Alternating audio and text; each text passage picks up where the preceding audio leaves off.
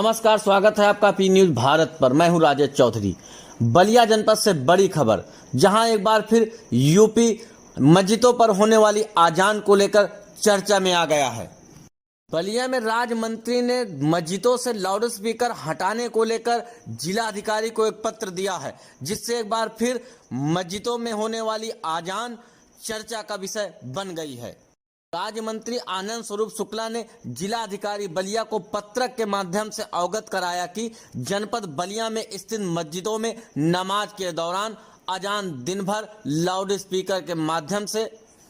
धार्मिक प्रचार प्रसार, मस्जिद निर्माण हेतु चंदा एकत्र करने एवं विभिन्न प्रकार की सूचनाओं को अत्यधिक तेज आवाज में प्रसारित किया जाता है, जिससे छात्र छात्राओं के पठन पाठन एवं बच्चों, व्रत एवं बीमार लोगों के स्वास्थ्य पर प्रतिकूल प्रभाव तथा जन सामान्य को अत्यधिक ध्वनि प्रदूषण का सामना करना पड़ रहा है। राज्य मंत्री ने पत्रक में बताया कि उनके विधानसभा क्षेत्र बलिया सदर स्थित मदीना मस्जिद काजीपुरा थाना कोतवाली बलिया के समीप शैक्षिक संस्थान स्थित हैं, जिनमें सेंट जोसेफ महर्षि विद्या मंदिर, सतीश चंद्र महाविद्यालय आदि में अध्ययनरत विद्यार्थियों को लाउड स्पीकर की तेज आवाज के कारण पठन पाठन में व्यवधान उत्पन्न हो रहा है। मस्जिद से पांचों वक्त की आजान तथा सारा दिन अन्य सूचनाएं प्रसारित की जा रही हैं, जिससे होने वाले शोर के कारण मेरे योग, ध्यान, पूजा पाठ तथा शासकीय कार्यों में व्यवधान उत्पन्न हो रहा है। राज्य मंत्री द्वारा पत्रक में माननीय न्यायालय का भी जिक्र किया गया है, जहां समय समय पर अनेक दिशा निर्देश माननीय न्यायालय द्वारा दिए गए हैं। राज्य मंत्री ने जिलाधिकारी से अनुरोध किया है कि इस संबंध में माननीय न्यायालय द्वारा दिए गए दिशा निर्देशों तथा शासन द्वारा निर्गत शासनादेशों का अनुपालन सुनिश्चित कराते हुए मस्जिदों में लगे लाउड स्पीकरों की ध्वनि को सीमित करने व अधिक संख्या में लगे लाउड स्पीकर को हटवाने का कष्ट करें, ताकि आम जन के साथ ही बुजुर्गों के स्वास्थ्य पर होने वाले दुष्प्रभावों को कम किया जा सके। बलिया से मनोज तिवारी की रिपोर्ट। बार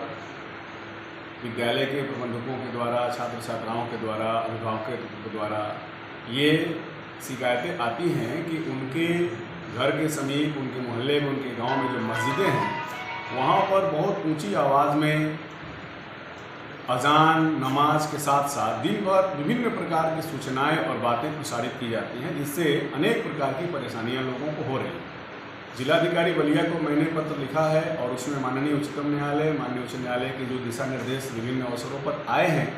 उन सभी का अनुपालन कराने के क्रम में मैं भी सतनी सराय में निवास करता हूँ और काजीपुरा में जो मदीना मस्जिद है वहाँ से रोज़ ही सुबह 6:30-7 बजे से और जब तक मैं रहता हूँ सुबह 9-10 बजे घर तक, वो सुबह से लगातार मस्जिद पर चंदा देने के नाम पर इतनी ऊंची आवाज़, जिससे कि मेरा भी जो मैं योग करता हूँ, ध्यान पूजा पाठ करता हूँ, उसके बाद जो मेरे शासकीय काम भी होते हैं उसमें भी बहुत विघ्न बाधा पड़ती है। तो मैंने जिलाधिकारी को लिखा है कि आप ये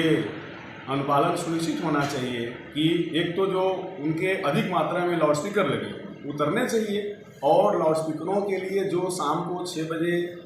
से सुबह 10 बजे तक बंद रहना चाहिए। इसके साथ जो जितना डेसिबल उच्चतम न्यायालय ने तय किया है उससे अधिक की ध्वनि की अनुमति उनको नहीं देनी चाहिए। इसी के संबंध में मैंने जिलाधिकारी बलिया को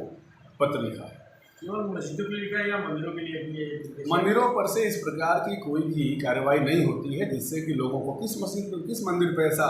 कोई सूचना और कोई लाउड स्पीकर लगाया जाता है, कभी भी ऐसा नहीं होता है। हमारे मंदिरों पर जो भी हमारे धार्मिक कृत्य होते हैं वो एक लोगों के उत्साहपूर्वक, उल्लासपूर्वक कार्यक्रम होते हैं, कुछ समय के लिए होते हैं, लेकिन इनका जो 4 बजे भोर से लेकर के और उस समय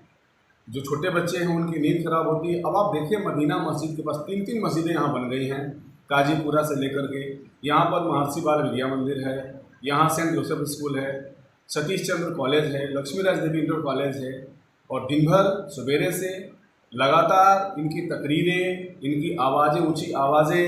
ये निश्चित रूप से लोगों को परेशान कर रही हैं। इसके लिए मैंने जिलाधिकारी बलिया को पत्र लिखा। आपको ये नींद में खलल आती है? बिल्कुल, प्रातः काल में जो योग, पूजा पाठ, ध्यान और उसके बाद जो मेरे शासकीय कार्य शुरू होते हैं, मुझे किसी को फ़ोन करना है, इनकी आवाज़ इतनी ज़्यादा रहती है कि मैं फ़ोन नहीं कर पाता हूँ। उधर वाले व्यक्ति को मैं अपनी पूरी बात नहीं समझा पाता हूँ। तो ये निश्चित रूप से